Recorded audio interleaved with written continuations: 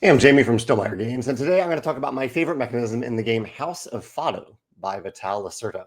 This is a medium weight Lacerda game, which I was really intrigued by, and I had a great time playing my first play of House of Fado. It is largely a worker placement game where you are building up a restaurant full of actually, the restaurant isn't focused on food, it's focused on musicians. And within that restaurant, you were trying to do various things with these musicians, build their acclaim, build their skill set, and sometimes send them off into the streets to sing there and bring people into your restaurant. There's a mechanism, a worker placement mechanism that I really like in this game. And you can kind of see it in this photo. Let me see if I can zoom in a little bit so I can show it to you. Yeah, right here, you can see it. So when you place a worker, you choose any of your workers anywhere on the board or on your mat. You can put workers on your player mat, and you pick up that worker and you put it on a different action where you don't already have a worker. So from this action, if I am the yellow player, I cannot pick up this yellow worker and put it right back down on this action.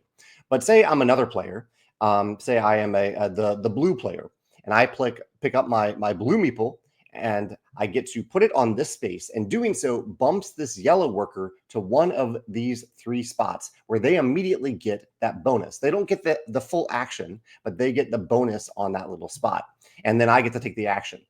So, and that's it. That's the whole thing that I'm trying to describe here. But I'm mentioning this because there's no blocking. So you can always take an action if you really need an action, unless you already have a worker there. So you got to diversify a little bit. There's an incentive for you to be on actions because then you get to be bumped off those actions to gain certain bonuses along the way. I really like that bumping to a bonus. And it also gives you a way as you're scanning the board to decide which worker to pick up the place. You are going to pick one up off of a bonus space because nothing else is going to happen there. You've already gotten what you can possibly get, everything that you can possibly get from that action. I really like how this impacts the flow of the game. You're never taking a turn to collect your workers back. You are simply picking up one of your workers and placing it on a different action where you don't have a worker. The flow of the game, the whole action system, the worker placement action system here, I really like. It's a really innovative worker placement action system that I really appreciate. The game also has two other things that I wanted to highlight very briefly. I need to show you, right here. At certain times in the game, you're going to place a worker right here on your player mat, the bottom right of your player mat. And this signals that you are closing your restaurant for the night. And at this point in time, you'll have all these meeples. This image doesn't fully represent it, but you'll have meeples on the tables typically. So these are patrons and critics that you've brought in to the restaurant.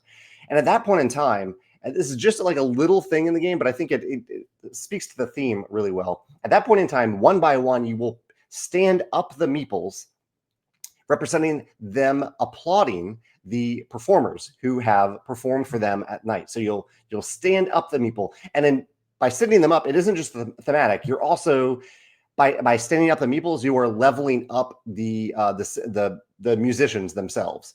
At certain times, the musician might need one meeple to stand up to have them level up, and then as the performer gets more and more skilled, you need more meeples to stand up. So you're standing up the meeples so that to help you remember that you've used those meeples to level up this particular action. So I like that little touch of theme and that it ties to a mechanism in the game.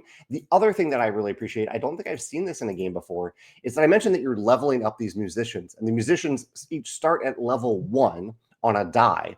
You're never rolling these dice. You're just turning them to show the level of the musician.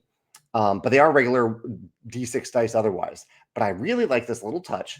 You can see it. Let's see if I can zoom in a little bit.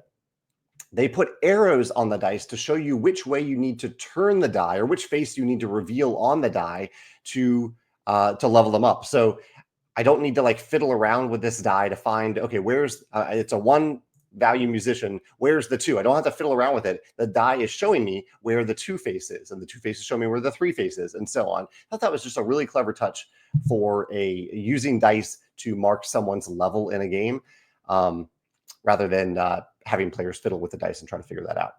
So yeah, those are my favorite mechanisms and user interface design touches in House of Fado. I'd love to hear your thoughts if you've played the game and have any favorite mechanism that you'd like to mention in the comments below. Thanks.